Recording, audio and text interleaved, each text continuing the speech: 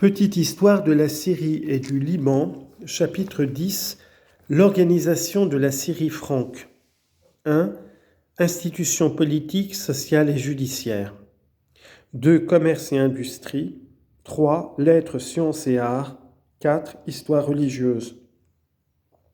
Précis. Le royaume franc était un État féodal où l'autorité du roi était limitée par les pouvoirs des trois ordres, le clergé, la noblesse et la bourgeoisie. La domination franque assura à tous l'ordre, la justice et la liberté religieuse. Les croisades établirent entre les villes commerciales de l'Occident, Pise, Gênes, Venise et Marseille, et celles de Syrie, Alep et Damas, des échanges réguliers et durables. 1. Institutions politiques, sociales et judiciaires. Les croisés organisèrent la Syrie d'après le système féodal. Dans le royaume de Jérusalem, au-dessous du roi, trois ordres ou classes sociales participaient aux affaires publiques, le clergé, la noblesse et la bourgeoisie. Les domaines de la noblesse étaient cultivés par des serfs, c'est-à-dire par des hommes qui ne pouvaient quitter la terre qu'ils travaillaient. Le servage existait de fait en Syrie avant les croisades. Le roi gouvernait directement le royaume de Jérusalem. Il était suzerain des trois États du Nord, principauté d'Antioche, comté d'Édesse, comté de Tripoli. Son pouvoir était limité par celui des trois ordres indiqués plus haut. Le clergé jouissait d'une estime particulière à raison des services qu'il rendait aux Francs. Il avait inspiré des croisades. Il soutint le royaume franc en levant des troupes et des subsides. Il prit à sa charge le soin des pèlerins, des malades et des pauvres. Le patriarche de Jérusalem sacrait le roi et intervenait officiellement dans les affaires de l'État. Il était régent du royaume en cas d'absence du souverain et à sa mort. La noblesse élisait le roi, exerçait avec lui le pouvoir législatif et exécutif. Elle seule avait le droit de combattre à cheval. Chaque noble était tenu de fournir aux troupes royales un nombre d'hommes d'armes proportionné à l'importance de son fief, c'est-à-dire de ses possessions territoriales.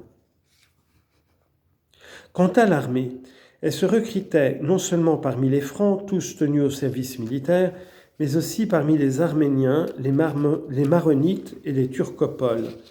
C'était le nom des mercenaires musulmans enrôlés dans la cavalerie.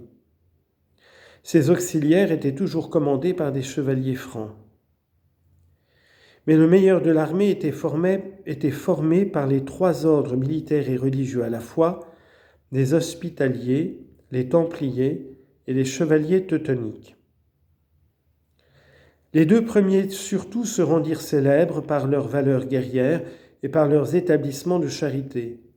Ils nourrissaient les indigents, hospitalisaient les pèlerins et soignaient les malades. La bourgeoisie était constituée par les notables des villes. Son approbation était nécessaire pour les actes intéressant la sécurité du royaume. Il possédait des tribunaux spéciaux où les bourgeois étaient jugés par leurs pairs. La bourgeoisie ainsi que la noblesse étaient ouvertes aux Syriens. Les relations entre Syriens et Francs furent généralement amicales. Les Occidentaux s'initièrent à nos coutumes et à nos mœurs. Nous sommes devenus orientaux, disait Fouché de Chartres, chapelain de Baudouin Ier. Volontiers les Francs épousaient une Syrienne, une Arménienne, parfois même une Sarrasine baptisée. Les Syriens, de leur côté, vécurent heureux sous la domination franque qui assurait l'ordre et une justice impartiale. Les musulmans formaient la majeure partie de la population des villes plus peuplées que jamais à l'époque franque. Ils jouissaient d'une liberté religieuse complète. Leur témoignage devant les tribunaux valait celui d'un chrétien. Ils demeuraient propriétaires de leur village et les administraient comme ils voulaient. Leurs caravanes circulaient sur tout le territoire franc en payant seulement certaines taxes. Aussi l'historien musulman Ibn Jobaïr, visitant la Syrie à la veille de Khatin, ne pouvait contenir son admiration pour l'extrême libéralisme, la politique tolérante, réglant les rapports avec les musulmans. Les Juifs avaient pleine liberté religieuse. Ils monopolisaient les industries les plus lucratives. Ils étaient banquiers, armateurs. Ainsi que les musulmans, ils payaient une capitation bien inférieure à celle acquittée par les tributaires en pays musulmans.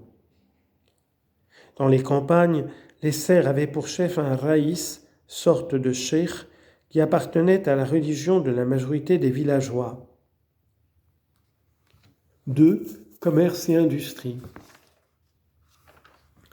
En assurant la justice, en réduisant ou supprimant les impôts qui entravaient jusqu'alors le commerce et l'industrie, l'administration franque favorisa la prospérité du pays. Des colonies de commerçants européens s'établirent dans les grands ports où le mouvement était intense. Acre devint le point de rencontre des navires et des caravanes. On pouvait compter dans son port et sa rade jusqu'à 80 navires. Tyr retrouva la prospérité de l'époque phénicienne. La Syrie entretint des communications régulières avec Pise, Gênes, Venise, Marseille, Montpellier. Les marchands européens venaient chercher la fine poterie, la verrerie artistique, les épices, le sucre de canne. L'industrie des tissus se perfectionna en Europe grâce aux importations syriennes de soie, de coton, de lin, d'indigo et de matières colorantes. Une monnaie d'or spéciale fut créée avec inscription arabe. Ce sont les besants sarracénas. 3.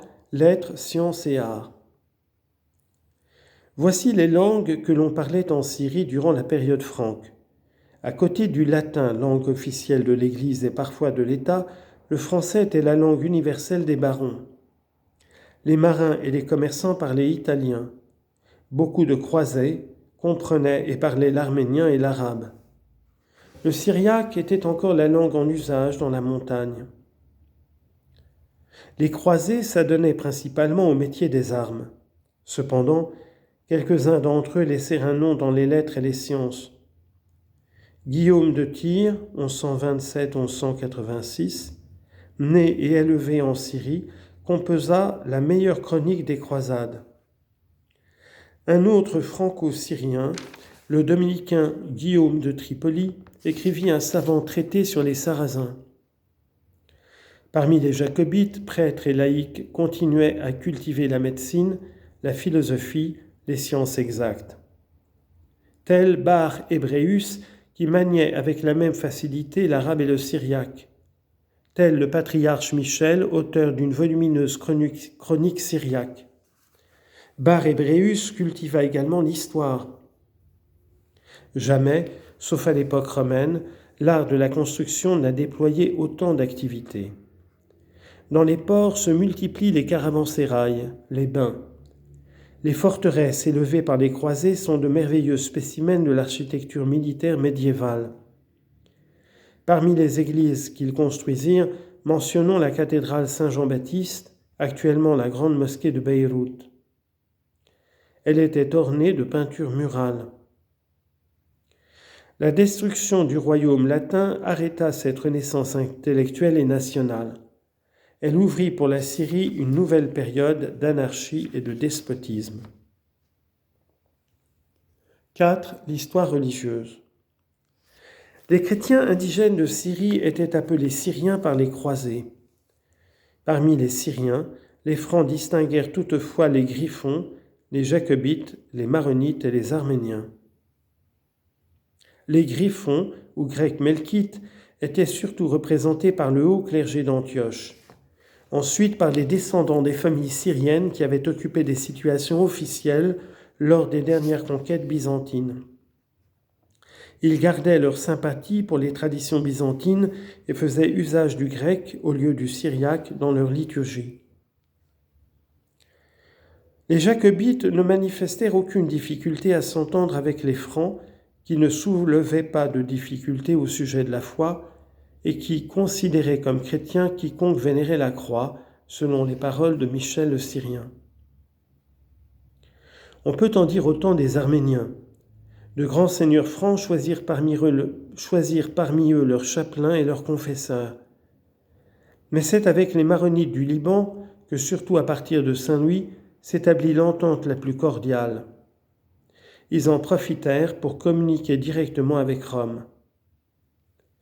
À Antioche et à Jérusalem, les croisés établirent 2 patriarcats dont les prélats orientaux étaient censés relever en qualité de suffragants.